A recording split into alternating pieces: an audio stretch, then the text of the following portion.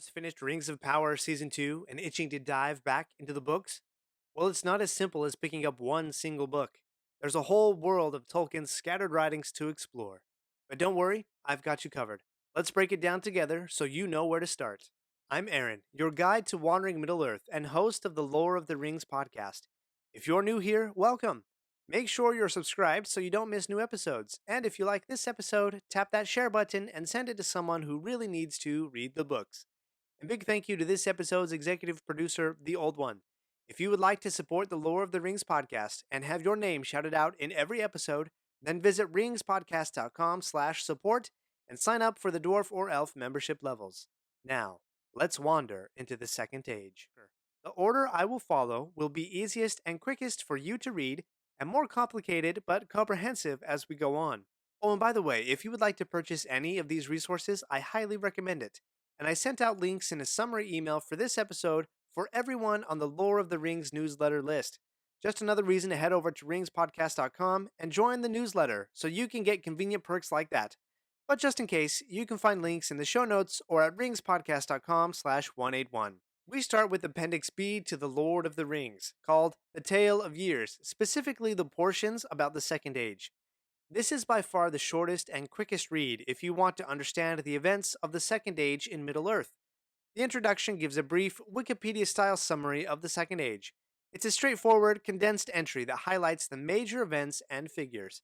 Most of this section, though, is made up of a chronological list of key years and events.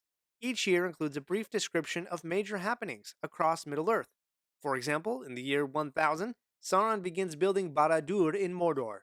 Jump ahead to 1697, and you'll see that Eregion is laid waste, a moment you'll recognize from Rings of Power Season 2. Because this section is so tightly packed with information, it's a fast but dense read, perfect if you want a broad overview without diving into deeper lore. After that, go to Appendix A to the Lord of the Rings, specifically the section titled The Numenorean Kings. This part of Appendix A not only touches on the First Age briefly to provide context, but quickly transitions into covering the key events of the Second Age from the perspective of the mortal men of Numenor. Numenor, the mighty island kingdom, plays a central role in the Second Age, and this section provides a narrative focused on its rise and fall. It's a more human-centric viewpoint compared to the other sources, dealing with politics, culture, and the ultimate downfall of Numenor, a storyline that heavily influences the events in Rings of Power. Like Appendix B, this is a relatively quick read, offering an overview of the major Second Age events, including the forging of the Rings of Power and the downfall of Numenor, spoiler alert, which are depicted in the show. From this, you'll get a solid sense of what Rings of Power series is drawing from.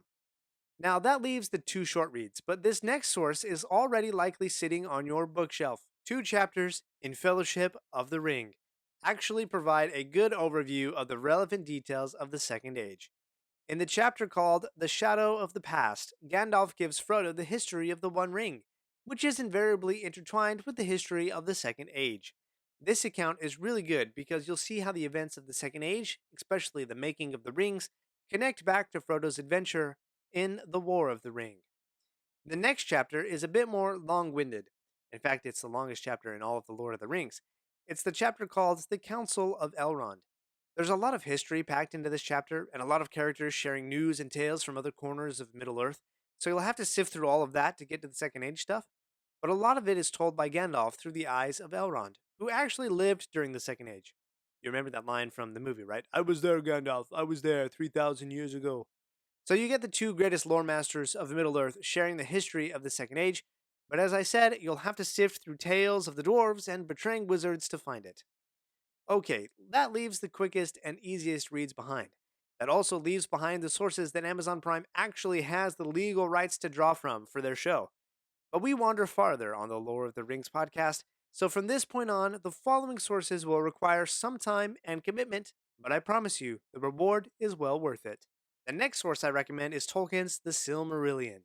The manuscript for this book was written by Tolkien with stories that had their beginnings decades before he wrote The Hobbit. Tolkien even attempted to have it published after the success of The Hobbit, and before he even wrote The Lord of the Rings, but was unsuccessful in that endeavor.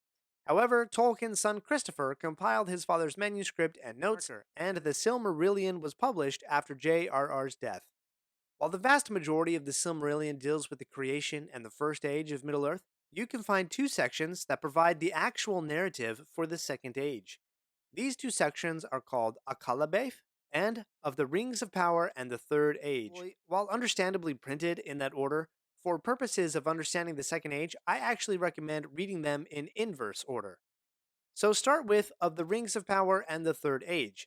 This story deals more with the opening events of the Second Age, and, as the title would suggest, the forging of the Rings of Power by Celebrimbor and Anatar in Eregion. Now, this tale goes further, diving into the Third Age, so after you read the first pages or so, pop back to the former tale called Akalabath.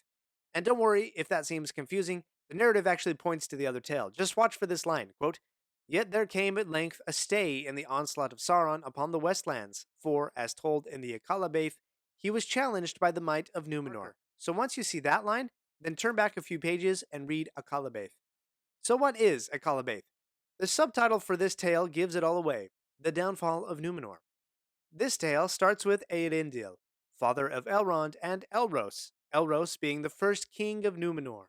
It is by far the best narrative tale for Numenor, going from the rise of paradise for mortal men to its eventual downfall at the hands of Sauron the Deceiver.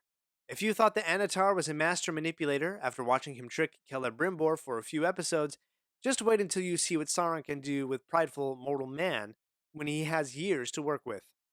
For an overview on these tales, check out episodes 34 and 40 of Lore of the Rings. Now, I must warn you, because the question of what is canon is really difficult when it comes to Tolkien, and this next resource is one of the main reasons why. I present to you The Unfinished Tales of Numenor and Middle-earth, lovingly referred to in shorthand as just Unfinished Tales. This book is a collection of manuscripts written by Tolkien, but were, unfortunately for us, never completed for publication. And while it's amazing to dive deeper into the history of Middle-earth, you will have to accept some contradictory tales. Galadriel and Celeborn, for instance, have two different sets of events during the Second Age, and you'll just have to be comfortable with discrepancies like that. But if you want detailed and beautiful tales of what happened in the Second Age, you will not be disappointed. For our wanderings today, the entire second part of this book gives the tale of the Second Age, and gives specific call out to four tales. The first is a description of the island of Numenor. While that might seem dry, you must remember that Tolkien often wandered himself while writing. So while describing the geography of the island, he provided several other gems, such as the particular modes of worship and religion in Numenor. Some great things there. Next is Aldarion and Erendis, the mariner's wife. This tale is a masterpiece in tragedy as it follows the courtship and marriage of the Prince of Numenor, and yet he is torn with a calling to sail the sea and explore the coasts of Middle-earth. It's a beautiful tale, and certainly a warning of how to not have a good marriage, but also shows in details the inner workings of Numenor, how they rose to be the major seafaring power that they became, how the Numenorians were introduced to the peoples of Middle-earth, and most interesting, their connections with the elves like King Gil-galad and their struggles against Sauron after the forging of the Rings of Power. A great tale, and one that we need to explore more deeply on the show, but that is not this day. The third piece is called The Line of Elros, Kings of Numenor. This reads like a history textbook following the royal line of Numenor. It's interesting if you like that sort of thing. The last Second Age tale in Unfinished Tales deals with Celeborn and Galadriel, and includes writings that Tolkien was wrestling with even in the final month of his life. It gives a really detailed look at this elven power couple, both individually and as a unit, and their journey to becoming the Lord and Lady of Lothlorien through the events of the Second Age. And before you ask, there is absolutely zero kissing between Elrond and Galadriel. Okay, so far all the sources I've given you were either published by J.R.R. Tolkien or written by his hand and later published by his son Christopher. But I have two more resources for you that I find absolutely invaluable to understanding the Second Age of Middle-earth. One that I've mentioned several times before on this show, and one that I wager is entirely new to you. If you have listened to this show for a while, then you know how fond I am of Karen Wynne Fonstad's Atlas of Middle-earth. This book is brimming with painstakingly researched and beautifully illustrated maps for nearly every place in Middle-earth, even Beorn's halls from The Hobbit. In the Atlas, you'll find more than half a dozen maps and accompanying descriptions of the major events of the Second Age, such as the voyages of the Numenorians, and even the travels of some characters that will sound familiar from Rings of Power: Arfarazon, Elendil, Gil-galad, and of course, Sauron. What you won't find are any settlements or migrations of Harfoots or stores. I really cannot speak more highly of this book. The first time I encountered it was on the bottom bookshelf of my university campus bookstore. I was so enamored with maps and descriptions that I totally missed class. I even changed my walking routes between classes that semester so I could sneak through the bookstore and catch a few maps of Middle Earth between classes. Ah, good times. Well, in the past few minutes, we have looked at 5 different Tolkien publications in order to go back and read the books about the Second Age of Middle Earth. Are you lost yet? Do you feel confused? And I haven't even pointed to the 12-volume set of the History of Middle Earth sitting right over here behind my shoulder if you're watching on YouTube.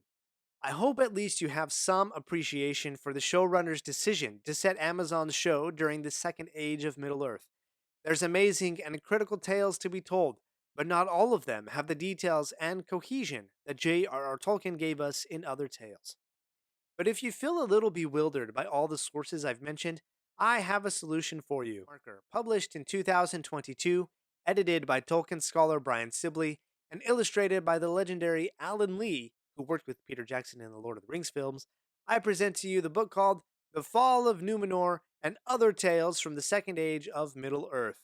This book attempts to solve the problem of various and sundry sources of the Second Age of Middle Earth by compiling them all together in one volume.